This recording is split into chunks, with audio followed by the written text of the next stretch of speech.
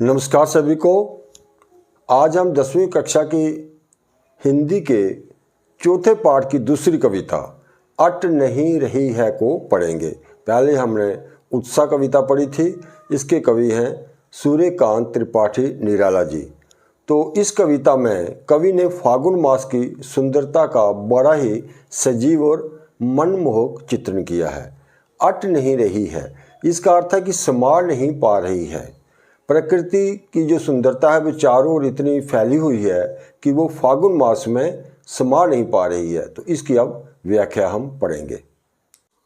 तो पंक्ति पढ़ते हैं। अट नहीं रही है आबा फागुन की तन सट नहीं रही है। कहीं सांस लेते हो घर घर भर देते हो। उड़ने को नभ में तुम पर पर कर देते हो। आंख हटाता हूं तो हट नहीं रही है। अट नहीं रही है, अट नहीं रही है का अर्थ है कि नहीं समा रही है, मैं समा नहीं पा रही है। क्या? आबा, आबा का अर्थ है चमक, सुंदरता। फागुन की, फागुन देसी महीने का नाम है। तन का अर्थ शरीर। सट नहीं रही है, इसका अर्थ भी होता है कि समा नहीं रही है।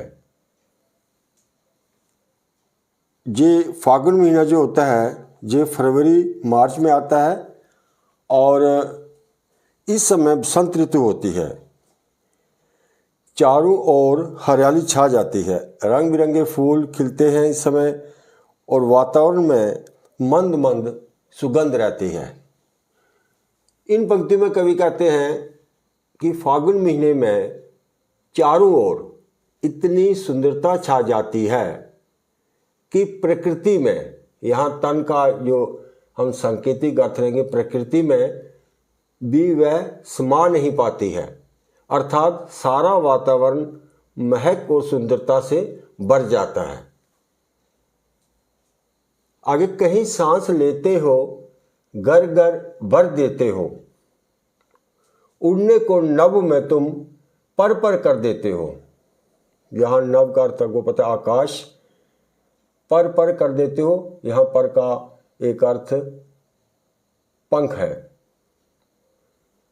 तो इन पंक्तियों में कवि फागुन मास को संबोधित करते हुए कहते हैं कहीं सांस लेते हो, अर्थात हवा में सुगंध भर देते हो। घर घर भर देते हो, घर बाहर सब जगह को महक और सुंदरता से भर देते हो। उड़ने को नभ में तुम पर पर कर देते हो। यहाँ तुम जो है ये फागुन महीने के लिए है। बसंत ऋतु में ना अधिक ठंड होती है और ना ही गर्मी।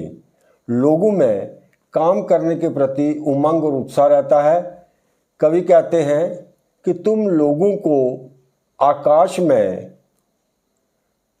उड़ने के लिए, अर्थात जीवन की उपलब्धियां पाने के लिए उन्हें उत्साहित कर देते हो। उनको आशा के पंख लगा देते हो। आंख हटाता हूं तो हट नहीं रही है।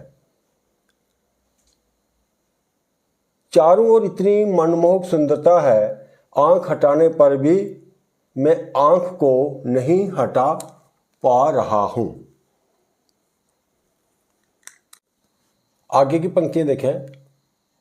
पत्तों से लदी डाल, कहीं हरी कहीं लाल, कहीं पड़ी है उर में माल, मंद गंध पुष्प माल, पाट पाट शोभा श्री पट नहीं रही है।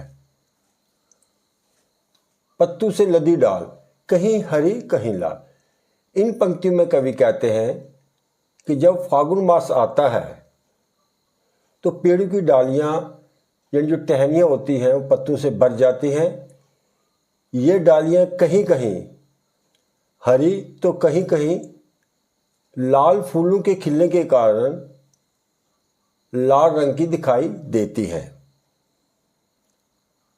कहीं पड़ी है उर में माल, उर का अर्थ है हृदय, मंद गंध पुष्प माल, मंद हो गया धीमे धीमे, गंध हो गई सुगंध खुशबू, पुष्पमाल फूलों की माला। प्रकृति में चारों ओर रंग बिरंगे फूल खिले हैं और मंद मंद सुगंध बिखरी हुई है। कवि कहते हैं ऐसा लगता है मानो प्रकृति ने अपने हृदय में अर्थात गले में धीमी धीमी सुगंध वाले फूलों की माला पहनी हुई हो। दूर से देखने पर हमें प्रायः ऐसा ही दिखाई देता है। पाट पाट शोभाश्री पट नहीं रही है। पाट पाट का अर्थ हो गया जगह जगह, हर जगह। शोभाश्री सुंदरता से परिपूर्ण भरपूर, पट नहीं रही है इसका अर्थ ही वही हो गया कि समा नहीं रही है।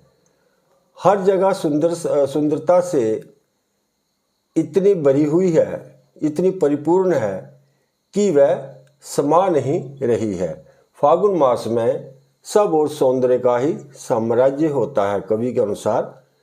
तो आज इतना ही, धन्यवाद।